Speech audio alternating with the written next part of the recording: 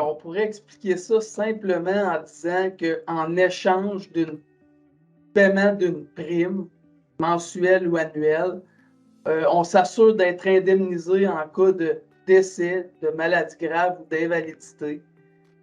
Donc, s'il y a un événement, soit un décès, une invalidité ou une maladie grave qui survient, il faut savoir que l'assurance versera un montant forfaitaire ou mensuel, sans impôt, tout ça afin de protéger vos engagements financiers, vos obligations financières, ainsi que votre salaire. Donc, on peut parler de dette, d'impôt, décès, aussi de planification successorale, comme exemple un héritage à des proches. Il faut comprendre qu'il y a beaucoup de besoins. On pourrait élaborer longtemps. Ça peut partir d'une simple dette là, avec une carte de crédit, une marge de crédit, aller avec l'achat d'un auto, un prêt auto, dans le fond, ou l'achat d'une maison, un prêt hypothécaire. Tout ce qui est loisir, là, un 4 roues, un skidoo, une maison secondaire, de l'immobilier. On a beaucoup là, durant notre vie, on fait beaucoup d'achats, on a accès à beaucoup de crédits, de prêts. Donc, éventuellement, si on veut couvrir, si on ne veut pas laisser la conjointe ou le conjoint ou la famille un besoin monétaire, dans le fond, on va léguer ces dettes-là, dans le fond, à la succession. Donc, si on ne veut pas léguer ce genre de problème-là à la succession, ben, on va assurer ces dettes-là. Donc, s'il arrive un événement tragique, dont un décès, ben, à ce moment-là, il y aura une somme forfaitaire là, versée par l'assurance aux bénéficiaires, donc le conjoint ou la famille, conjoint-conjointe, ou la famille, pour justement continuer à garder, à bien vivre, puis garder le même rythme de vie, si on veut, puis être capable de payer toutes ces belles choses-là.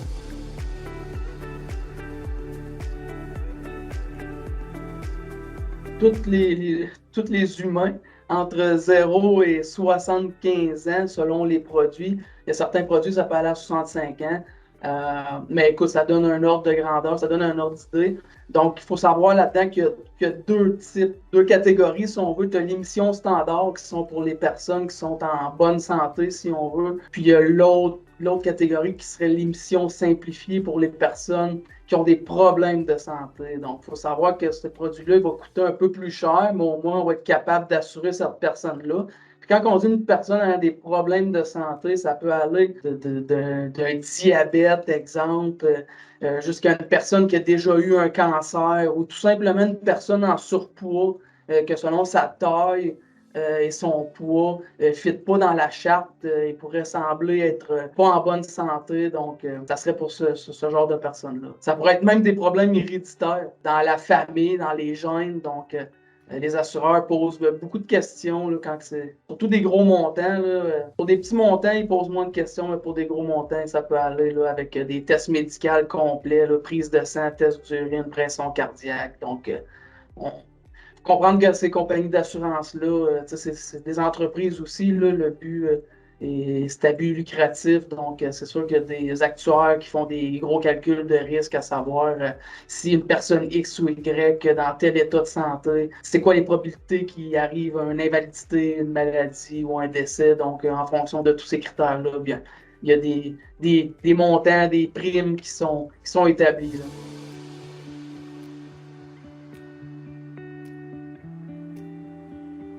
Qu'on va discuter avec ouvertement là, de leur situation financière, que ce soit leur revenu, bien sûr, que ce soit leur situation amoureuse, sont-ils mariés, sont-ils conjoints de fait, ils ont-ils des assurances au travail, est-ce qu'ils ont des assurances personnelles, ils ont des assurances sur le prêt auto, sur le prêt hypothécaire de la maison. Donc, on va tout regarder ça en détail, on va faire certains calculs, on va analyser les besoins, puis avec ce qu'ils ont en place ou ce qu'ils n'ont pas, bien, on va y aller de nos recommandations, là, puis on va bien expliquer ça, vulgariser ça aux clients pour qu'ils comprennent ce qu'on est en train de faire. Puis, c'est toujours le client qui a le dernier mot, tu sais, c'est à lui que revient la décision. Puis encore là, c'est une gestion de risque. Fait qu'autant pour les assureurs, c'est une gestion de risque d'assurer une personne, autant que pour monsieur et madame tout le monde qui vont venir s'asseoir dans le bureau selon le budget, puis selon leurs valeurs, selon leurs croyances, selon leurs expériences, parce qu'il y en a qui ont jamais rien vécu comme épreuve dans leur vie, puis il y a certaines personnes que dans leur famille, il y a quelqu'un qui est mort d'un cancer, donc certaines personnes vont être plus réticentes que d'autres à adhérer à ce genre de produit-là. Donc, au bout de la ligne, c'est la personne. Notre travail, c'est vraiment de conscientiser la personne si le risque survient, si quelque chose survient. C'est de les conscientiser, dans le fond, de les éduquer, puis la décision leur vient.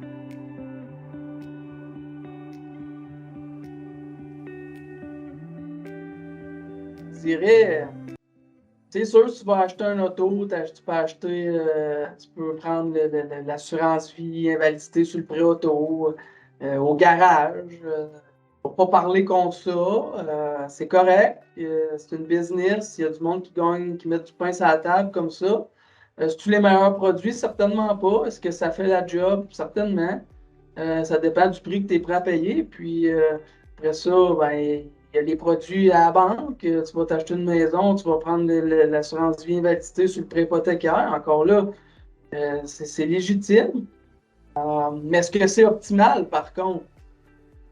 Pas nécessairement. Donc là, ça serait vraiment à analyser. Donc, moi, je vous dirais d'aller rencontrer un conseiller en sécurité financière, un professionnel. Il faut savoir que nous, on est régi par l'Autorité des marchés financiers.